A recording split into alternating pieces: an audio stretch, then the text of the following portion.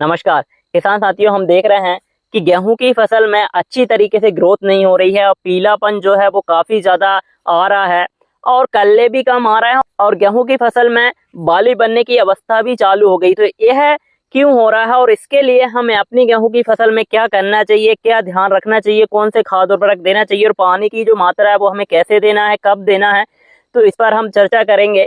और यदि आपकी गेहूं की फसल में पीलापन आ रहा है तो उसको हमें कैसे देखना और उसके नियंत्रण के लिए हमें क्या ध्यान रखना है, क्या चीजें देना है, तो इस पर भी हम डिटेल चर्चा आज की वीडियो में करने वाले हैं। तो आप वीडियो में अंत तक बने रहें। यह वीडियो काफी ज्यादा इंपॉर्टेंट है और काफी अच्छी जानकारी आपको इसमें मिलने वाली है। और किसान साथियों, चैनल पर नए हो और अभी तक चैनल को सब्सक्राइब ना किया हो तो भैया चैनल को सब्सक्राइब कर घंटी वाले आइकन को दबाएं, जिससे कि आने वाले वीडियो का नोटिफिकेशन आपको मिले और आप उसका लाभ ले सकें। मैं हूं निखिल रजक, स्वागत करता हूं आपका आपके पसंदीदा यूट्यूब चैनल खेत किसान और गाँव में।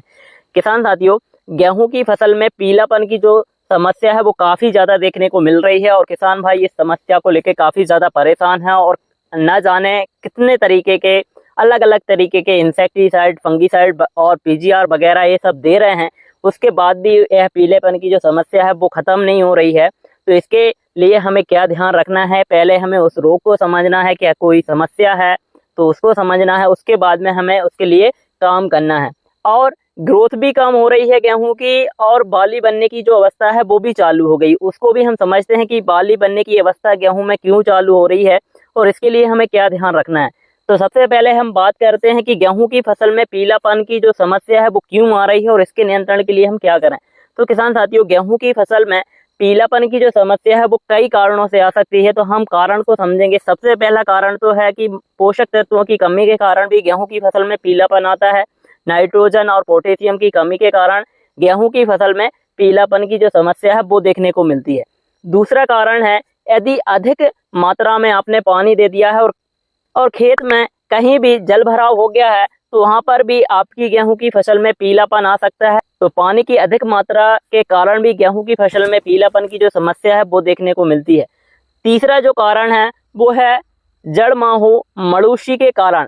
तो किसान साथियों, गेहूं के पौधे की जो जड़ है उसमें आप देखेंगे, उसको पटा के देखेंगे तो उसमें रस चूसक कीट माहू दिखेगा। यदि यह समस्या आपकी गेहूं की फसल में है तो उसके कारण भी आपकी गेहूं की फसल में पीलापन आएगा।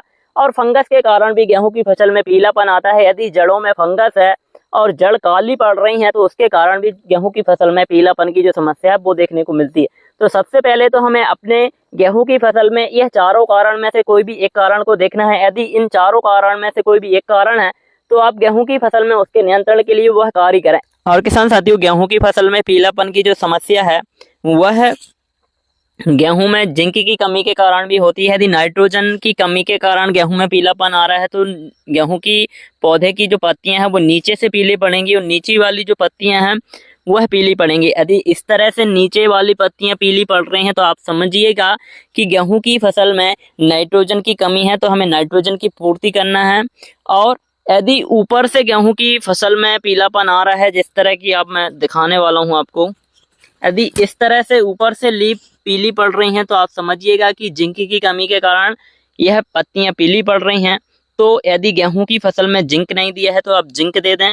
और पोटेशियम की कमी के कारण गेहूं की फसल की जो पत्तियां हैं वो किनारे से पीली पड़ती हैं और बीच में हरापन बना रहता है। तो पोटेशियम की कमी के कारण गेहूं की फसल में पीलापन आ रहा है। तो ये तो हुए पोषक तत्वों की कमी के कारण गेहूं की फसल में पीलापन आने के लक्षण। और किसान साथियों, यदि फंगस के कारण पौधे में पीलापन आता है तो पौधे की जो जड़ें हैं यह काली पड़ जाएंगी। अभी ये आप जो जड़ देख रहे हैं ये वाइट हैं और सफ़ेद जड़ें हैं, तो अभी इसमें फंगस का जो अटैक है वो नहीं है। और जिस पौधे में फंगस के कारण पीलापन होता है तो वहाँ पर जो पौधे की जो जड़ें हैं वो काली पड़ती हैं। इस तो हम समझ सकते हैं कि पौधे में फंगस जनित रोग का अटैक हुआ है, तो हमें फंगीसाइड देना है। और यदि पौधे में किसी जड़ माहू का अटैक होता है तो यह जड़ों में छोटे छोटे कीट दिखते हैं, रस चूसक कीट दिखते हैं, तो हम समझेंगे कि पौधे में जड़ माहू का अटैक है, तो हमें उसका नियंत्रण करना है।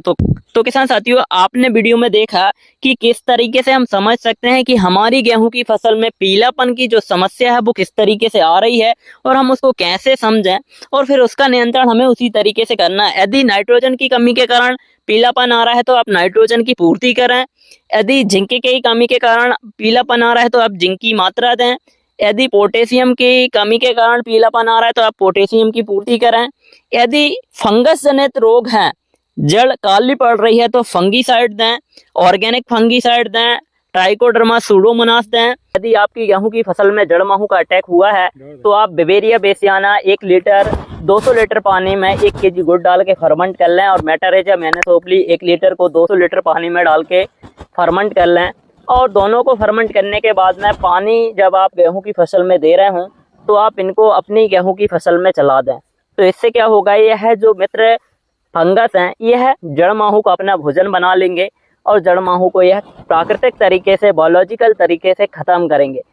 और किसान साथियों, यदि आप यह फर्मेंट नहीं कर पा रहे हैं तो आप कोई भी बॉटनिकल इंसेक्टिसाइड को अपने गेहूं की फसल पर स्प्रे करा दें। नीम ऑयल है, करेंज ऑयल है, या फिर कोई बायो 303 है, तो इन दवाओं का आप गेहूं की फसल पर स्प्रे करेंगे, तब भी आपकी गेहूं की फसल में इसका नियंत्रण होगा। और रासायनिक नियंत्रण के लिए यदि बात करें तो सभी किसान भाई जानते हैं कि जड़ माहू के नियंत्रण के लिए रासायनिक में हमें क्या देना चाहिए। तो आप रासायनिक दवाओं का भी प्रयोग कर सकते हैं। यदि रासायनिक खेती करते हैं और ज़्यादा प्रकोप हो गया है तो आप रासायनिक दवाओं का भी प्रयोग कर लें, लेकिन अधिक मात्रा में रासायनिक दवाओं का प्रयोग ना करें। कम मात्रा में रासायनिक दवाओं का प्रयोग करें, और रासायनिक दवाओं का प्रयोग ना करते हुए हमें अपनी गेहूं की फसल में या अपने खेतों में मित्र फंगस वायरस को बढ़ाना है, जिससे कि हमारी गेहूं की फसल में या हमारी फसलों में जो कीटों का अटैक होता है वो हमेशा के लिए कंट्रोल हो जाए और हमें बार बार इंसेक्टिसाइड, फंगीसाइड अपनी फसल में ना देना पड़े, अपने खेतों में ना देना पड़े। तो मैं यही सजेस्ट करूंगा कि आप मित्र फंगस वायरस को ही अपनी गेहूं की फसल में चलाएं, उससे भी आपको 100% नियंत्रण मिलेगा। आप एक बार नहीं तो आप 2 बार चला सकते हैं। एक बार आप जमीन में दे दें, एक बार आप स्प्रे कर दें, तो आपकी गेहूं की फसल में जो जड़ माहू और जो फंगस का जो अटैक है वो कंट्रोल होगा। हमारी गेहूं की फसल में जड़ माहू नहीं लगा है और हम जड़ माहू के लिए कोई इंसेक्टिसाइड डाल दें, फंगस नहीं लगा है और हम फंगस के लिए कोई फंगीसाइड डाल दें, तो इससे हमारा खर्चा बढ़ेगा और जो कंट्रोल है या जो रिजल्ट है वो नहीं मिलेगा। तो किसान साथियों, हमें सबसे पहले कारण पे ध्यान देना है, सबसे पहले हमें कारण को देखना है, उसके बाद में हमें उस चीज़ की पूर्ति अपनी फसल में करनी है जिससे कि हमारी जो लागत है वो भी सीमित रहे और उत्पादन भी सही हो, रिजल्ट भी अच्छा मिले। इसी के साथ आपको अपने गेहूं की फसल में पानी के साथ में आपको अणुजल, जो TCBT कृषि तकनीक का फार्मूला है, उसको चलाना है। और किसान साथियों, आपको सजीव जल चलाना है और अन्य द्रव रसायन भी चलाना है। तो यह फार्मूले आप अपनी गेहूं की फसल में चलाएं। इससे क्या होगा कि आपकी गेहूं की फसल की ग्रोथ भी बढ़ेगी और गेहूं में कल्ले भी आएंगे। और किसान साथियों, अभी हम देख रहे हैं कि कई जगह पर गेहूं की फसल में ठंड ना पड़ने के कारण बाली बनने की जो स्टेज है वो चालू हो गई है। तो ये स्ट्रेस के कारण हो रहा है, क्योंकि अभी हम देख रहे हैं कि लगातार 15 से 20 दिन के बीच में जो मौसम में बदलाव हुआ है, कि डेली जो मौसम है वो चेंज हो रहा है, उसके कारण ही ये सारी समस्या देखने को मिल रही हैं।